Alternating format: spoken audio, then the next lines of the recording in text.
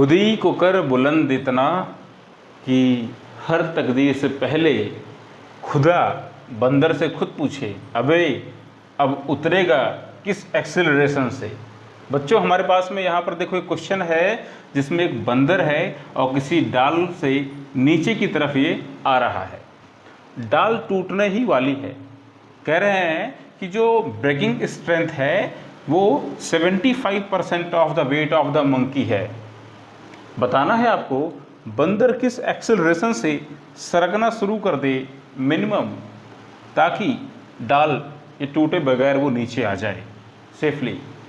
एक बार ज़रा ध्यान से देखें, a monkey is descending down from the branch of a tree with constant acceleration. If the breaking strength is 75% of the weight of the monkey, then find the acceleration with which monkey can slide without breaking the branch.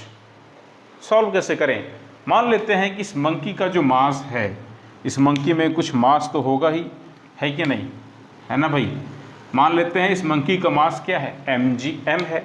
अब ये जो monkey है देखो ध्यान से, नीचे की तरफ इसको एक्सेलरेट होना है, वो भी मिनिमम एक्सेलरेशन से आना है, सो दैट ब्रांच के विदाउट ब्रेक हुए नीचे आ जाए।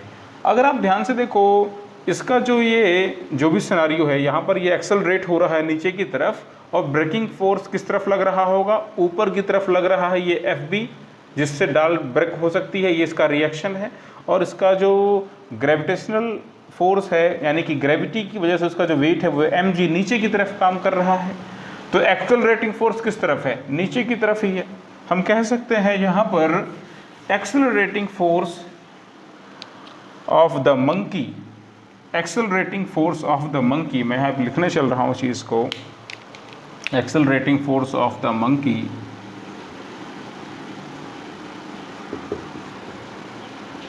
By the Newton second law of motion.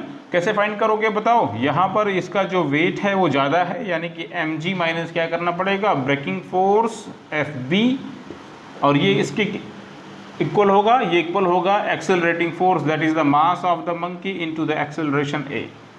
ध्यान से देखें, जो ब्रेकिंग फोर्स है वो ब्रेकिंग फोर्स कितना है, according to question breaking force is 75%। Breaking जो फोर्स है ये मंकी के वेट का 75% of the weight of the monkey, यानी कि हम कह सकते हैं ये कितना होगा, ये हो जाएगा करीब करीब 3/4 ऑफ द mg। करेक्ट। यहाँ लाइए और इस ब्रेकिंग फोर्स को रख दीजिए, 3/4 mg मैंने यहाँ पे रख दिया। ध्यान से देखिए ये किसके इक्वल हो गया, m इंटू a के। दोनों साइड से देखिए m से m cancel out, g minus 3/4g, हमारा आंसर क्या आएगा बताइए, ये आ जाएगा 1/4g। और यही किसके इक्वल होगा, वो मिनिमम एक्सेलरेशन जिससे मंकी को नीचे की तरफ आना पड़ेगा। अगर मंकी इससे ज़्यादा एक्सेलरेशन अप्लाई करेगा तो जो ब्रांच है वो टूट जाएगी और ये नीचे गिर पड़ेगा। Thank you.